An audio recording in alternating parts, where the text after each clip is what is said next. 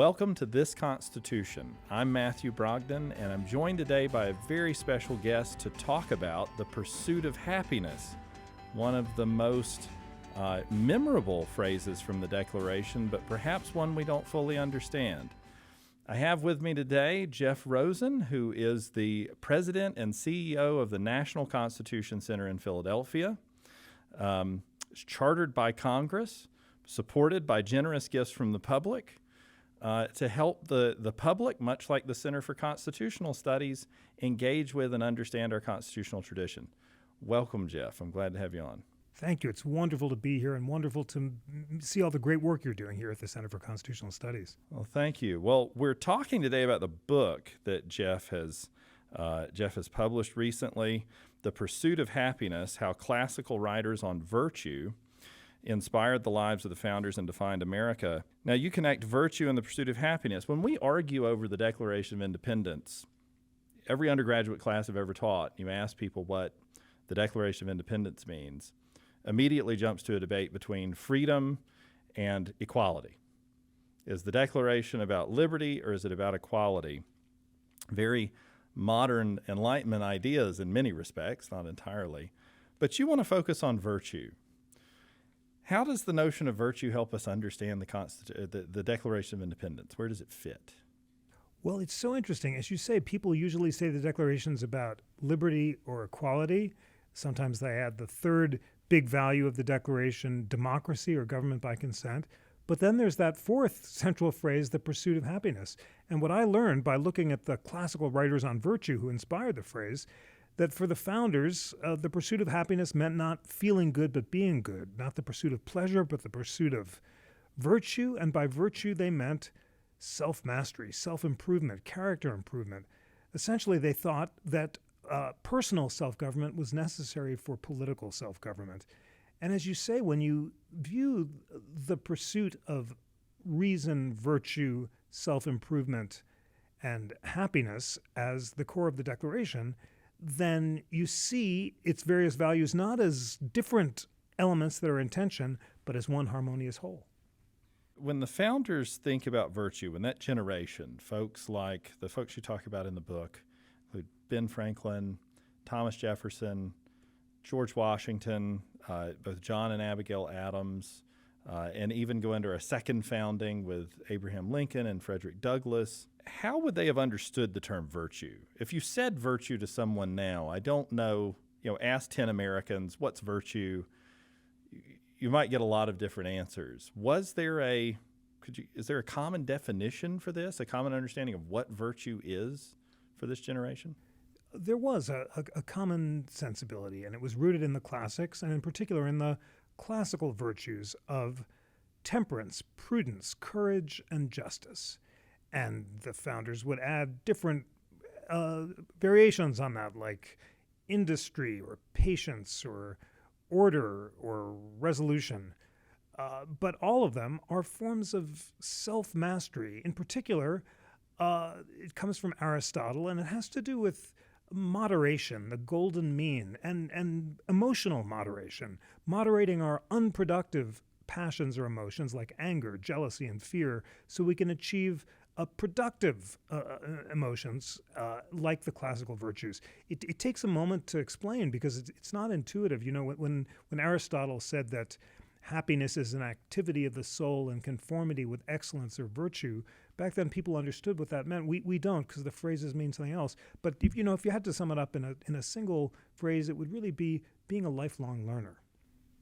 Okay, that's quite an aspiration. Now, the lifelong learning part, in taking up this subject, this wasn't just an academic study that you undertook. You actually, in the midst of COVID, decided to emulate an experiment that some of the founding generation had undertaken. Tell us a little bit about that, and maybe that'll point us toward what this lifelong learner business is about. Well, that really was the takeaway and the end point. During COVID, as you said, I set out to read the books on Thomas Jefferson's reading list that he said inspired his understanding of the pursuit of happiness. I was moved to do it just because I had noticed that both Jefferson and Franklin had picked this book by Cicero that I hadn't heard of called the Tusculan Disputations for their definition of happiness as virtue rather than pleasure. I thought I should read the book because it was so important to both of them. What else to read? Then I found this incredible reading list that your listeners have to check out if you really want to have a great reading project. It includes classical moral philosophers, Cicero, Seneca, Marcus Aurelius, who's a really great philosopher to start with if you want to get into this stuff, and some Enlightenment folks as well. And I basically just set out to read it because I thought it was a gap in my education. And I spent a year doing it. Jefferson says you got to get up early and watch the sunrise and read for a couple hours, and that's what I did. It completely changed my life, my understanding of how to be a good person and a good citizen. But the biggest takeaway is it got me back into the habit of being a deep reader, which I had kind of gotten out of the habit of because I'm so addicted to these darn screens. And just setting aside a few hours in the morning to read is a habit I've tried to keep up. And that's what being a lifelong learner is for the founders. They read until they were old. And for them, that was part of being your best self and achieving self-mastery. That sounds like quite an undertaking. I mean, the investment of time and discipline involved in devoting yourself to that kind of self-criticism, self-examination, and then learning from other sources.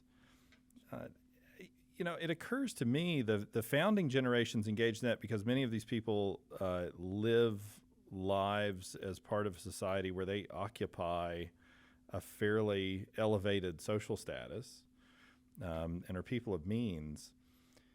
Is it possible for a democratic society to continue that? I mean, in a way, the founders are sort of moving from a very hierarchical society, and many of them occupying chief positions in it, positions of influence. Is it possible in democratic life for the average democratic citizen to actually engage in that kind of reflection? I guess the Greeks would have said this was leisure. Right? You've got leisure to improve yourself and see to your intellectual formation and self-examine and learn. How do we implement that in a democratic age? Well, you're so right about the Greek definition of leisure, and Louis Brandeis, who I think is a hero of both of ours, was so excited to learn that the Greek definition for leisure was unemployment, because you're supposed to use your unemployment time to elevate yourself, not to work less, but to work more on things like deep reading.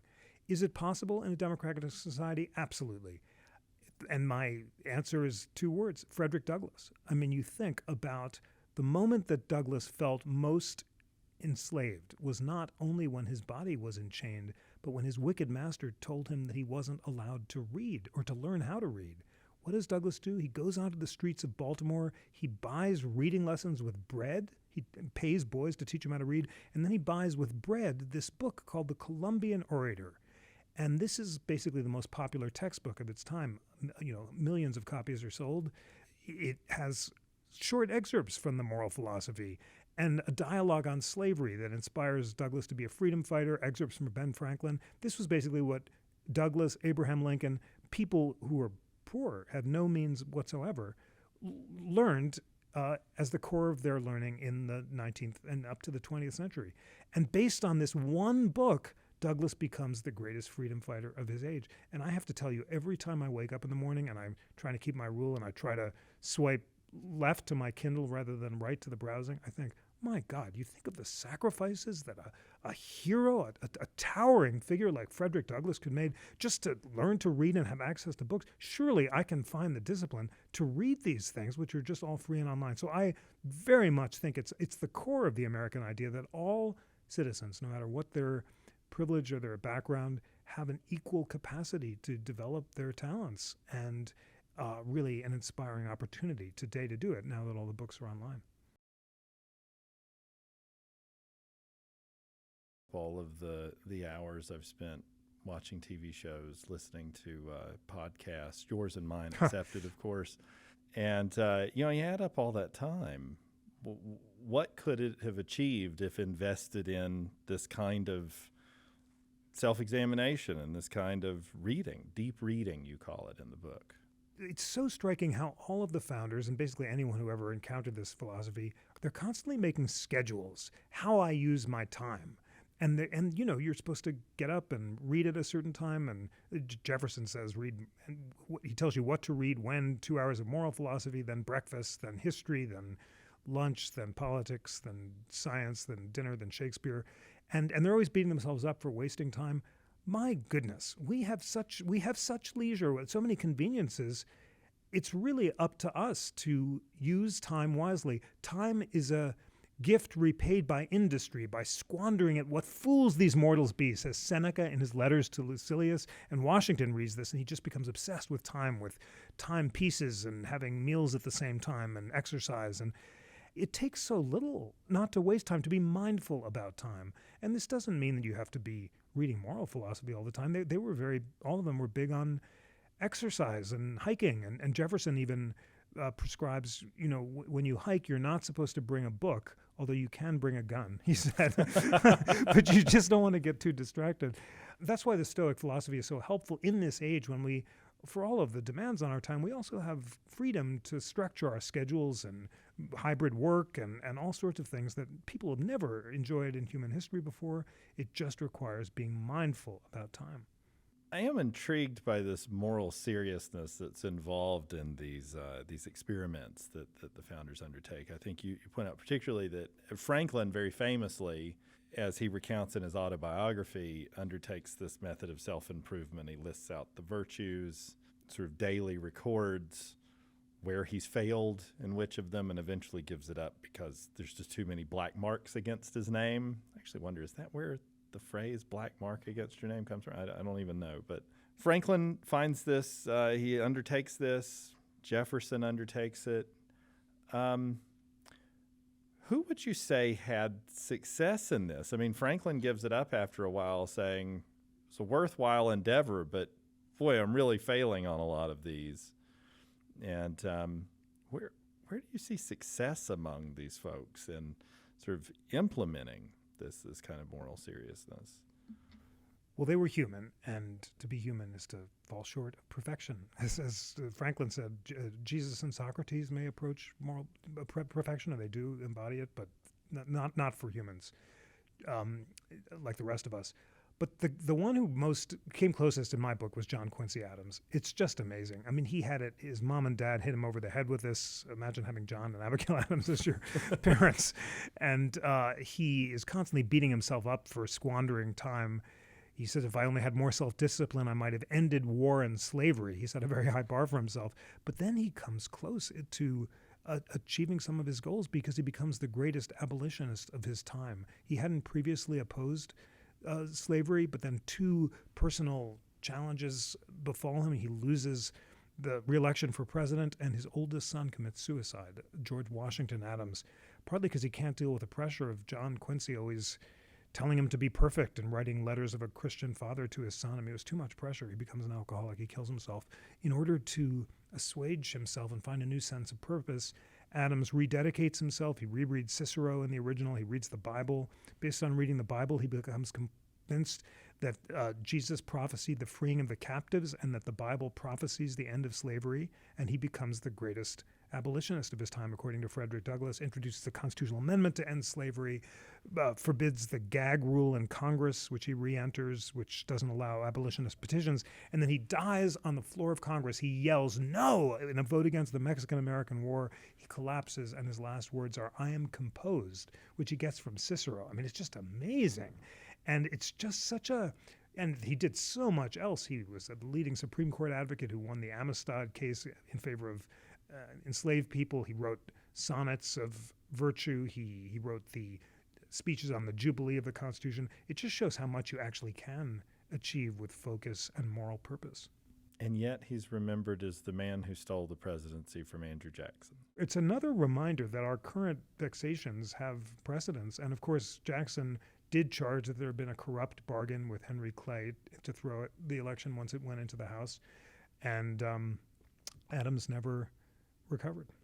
So Adams comes through as a shining example and an impressive paragon of liberty and this kind of self-examination, living, you put it in summary fashion, that virtue is an effort to be good rather than feel good. And so I can see where Adams is a paragon of that. There's so many other stories of folks for falling short that happen here.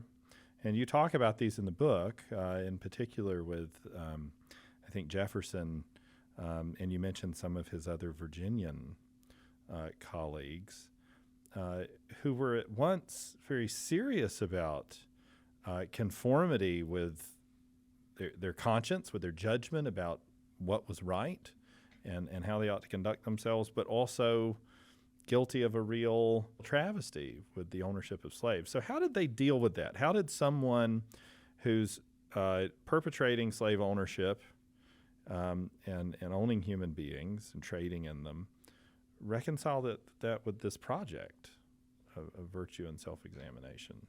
Through self-denial, hypocrisy, or in some cases, growth. I did find this speech that seemed to encapsulate the dilemma when Patrick Henry, who's just given the "Give me liberty or give me death" speech, says, "Is it not amazing that I, who believe slavery violates the Bible and natural law, myself own slaves, I won't justify it, I won't attempt to. It's simple avarice or greed I can't do with the inconvenience of living without it." And that's the bottom line. In a moment of brutal truth, they knew it was wicked and wrong, but they liked the lifestyle and didn't want to give it up. And then different enslavers were better or worse about reconciling this hypocrisy. George Washington did free his enslaved population at his death. George Wythe, who was Jefferson's mentor, became a real abolitionist and freed his slaves during his lifetime. Franklin himself grew and freed his slaves.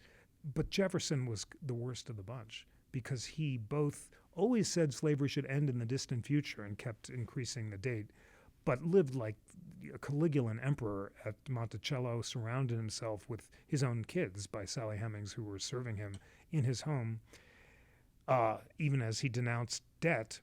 And then the degree of his personal racism was unusual even by the standards of the day, and he belittled the talents of the great black poet Phyllis Wheatley because he said black people were intellectually inferior. So it was really just an unfortunate blot on the legacy of Jefferson, that he did recognize the hypocrisy at some level. He knew it was wrong, and he didn't want to live it as he did, but in the end he liked the lifestyle and didn't want to give it up. So it raises a question for me with the prevalence of people who attempt this effort at moral perfection, really, at bringing themselves fully into conformity with what they know to be the right way to live. Seems to end in frustration for a lot of them, which points to a question. The kind of virtues that get listed. It was interesting to me that in the list of virtues that Jefferson, Franklin, some of these others would list, and the ones that make it into the book, the virtue of mercy or a recognition of human inability somehow to live up to a morally perfect standard seems to be absent in a way from some of those accounts. Is that right? Where was the place for, how does a person who's so serious about that endeavor of living correctly, achieving moral perfection, how do they reconcile themselves to the inability? I mean, we talked about, the answer over slavery, but slavery was hardly the sort of one thing, right? Franklin feels like he falls short in essentially every area, especially humility, right? Which he has to add in. The humility, I think, was suggested to him by a Quaker friend. A Quaker friend. Yeah. Right. Yeah. It wasn't in that list of pagan virtues that he had to start with. And it's significant that it was a Quaker friend, and their emphasis on freedom of conscience and toleration was deeply rooted to their faith. It's such an interesting question. The classical virtues, it's true they're exacting, but they are virtues of the soul and of the heart, and they're meant to be practiced daily, and there's no expectation that you'll actually succeed. It's really about habits of trying to be more industrious or not to lose your temper, and of course you're going to be human is to fall short, but you don't have to actually be as perfect as Jesus. Now, Jesus, of course, in the scripture, his disciples say, "Be perfect even as Jesus is perfect." I studied with the great Puritan scholar Sack Van Berkovich in college, and when he was discussing that passage, he said, I shouldn't say this perhaps, but isn't the disciple right? Shouldn't we try to be as perfect as Jesus? And the Christian exhortation to be perfect is combined with, as you say, empathy and forgiveness and the possibility of grace when we fall short. So both, whether you do it in a classical or Christian or Jewish or different faith traditions, there are different ways of dealing with the inevitable fact that to be human means we'll never achieve these virtues. But what's so striking about the founders is, for them, it really was the virtues of daily life, using your time well on a minute-by-minute basis. It wasn't about doctrinal enforcement. It wasn't the idea that you'd be damned if you didn't perform the rituals correctly, or it wasn't questions of heresy or blasphemy, of faith orthodoxy. And in that sense, it's more forgiving, because it's all about the individual and our own efforts to try to be more perfect, recognizing that we'll always fall short. So a lot of folks would say, if we're going to focus on virtue, like if the pursuit of happiness is really the center of, if that's the political good, and at one point in the book you say you could almost take the idea of virtue and interpret it as human flourishing, the idea of virtue that the founding generation has. If in fact government exists to secure the right to pursue happiness as well as life and liberty, and of course, it being last in the list almost suggests a kind of order of a sort of ascending order, right? Everyone wants life, of course, liberty, to be free. But putting it last in the order almost suggests it's like you're ascending from mere life to liberty to the pursuit of happiness, to be good rather than just feel good. If that's the case, I think our modern instinctive reaction in the current moment, if you were describing this to a typical room full of folks, they'd say, well, but if politics is about virtue, I thought politics was about freedom, about doing what people want, or about equality, having some kind of recognition of our equality. Those are things that don't require a lot of moral judgment. And by bringing virtue in, or by saying that the Declaration places virtue at the center of political good and political life, do we risk returning to something older, maybe something more despotic than modern freedom? We're accustomed to modern liberalism, right? Politics is about freedom. How would you respond to that fear? People say, you want to bring virtue back into politics? That sounds like we're going to make politics about morality now, and we'll all have to duke it out from our varying positions on moral values. What would you say to the person who raised that kind of concern? It's a very important concern, and I would say, far from threatening liberalism, the pursuit of happiness, rightly understood, is central to it and crucial to it. For the founders, the pursuit of happiness is not only but a right, but a duty. We have both the liberty and the obligation to achieve human flourishing by achieving our potential so that we can best serve others and the common good. However, the state has no role to play whatsoever in telling people how to pursue virtuous happiness. We must be protected on our right to think as we will and speak as we think, as Jefferson said, quoting Tacitus. And freedom of conscience is the central and first of the unalienable rights. Why is freedom of conscience unalienable? Because as Jefferson said, the opinions of men, being dependent on evidence contemplated by their own mind, cannot be controlled by others. I can't tell you or even myself what to think because we can't control our own thoughts. They're the product of our reason. And even if we wanted to surrender the power to think to the government or to a tyrant, we can't. That's why conscience is unalienable, and its living according to right reason is both a right and a duty, but it can't in any way be controlled by others. And that's why for Jefferson and for the founders, liberalism and toleration in matters of faith was central to the idea of a free and flourishing society.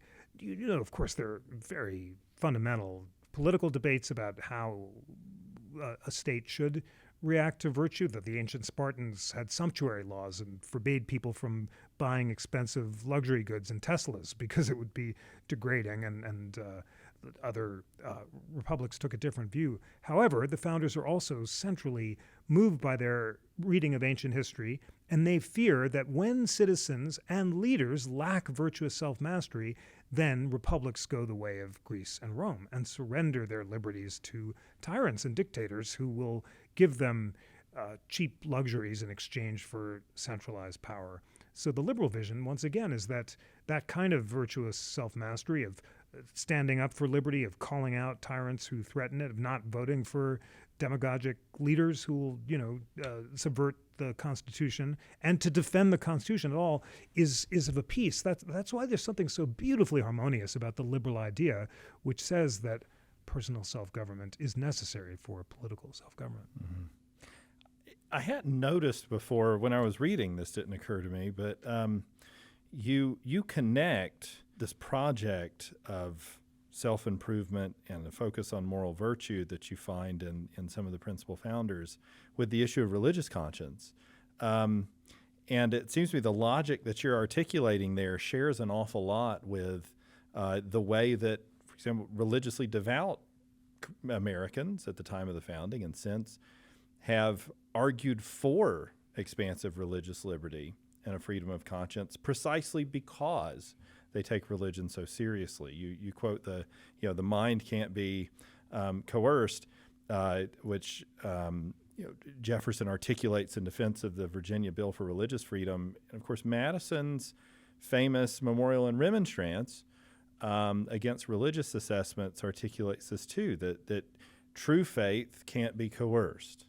We're accustomed to that argument's been very persuasive in the field of religious liberty.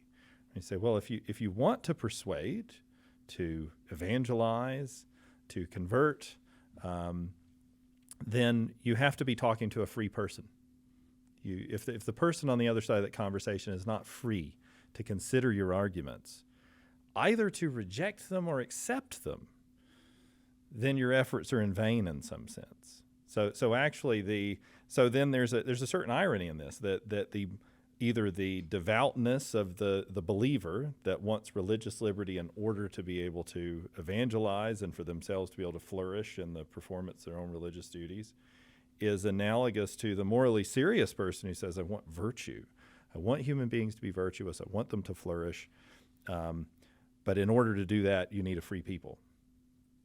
That is beautifully put, and you've so well expressed the deep connections at the time of the founding between religious liberty and the pursuit of happiness. And we see it in the Quaker insistence on freedom of conscience and the light within, and people like John Dickinson, who both are arguing for gender equality and racial equality as a result, and also forswear any attempt by the state to compel conscience, with the Baptists, who want total separation in order to protect religion from the state, and from the deep sense of religious seriousness of all the founders who had different understandings of orthodoxy or different relationships to different aspects of Christianity, but all of whom embrace this Enlightenment conviction that total freedom of conscience and devotion to public reason was compatible with faith.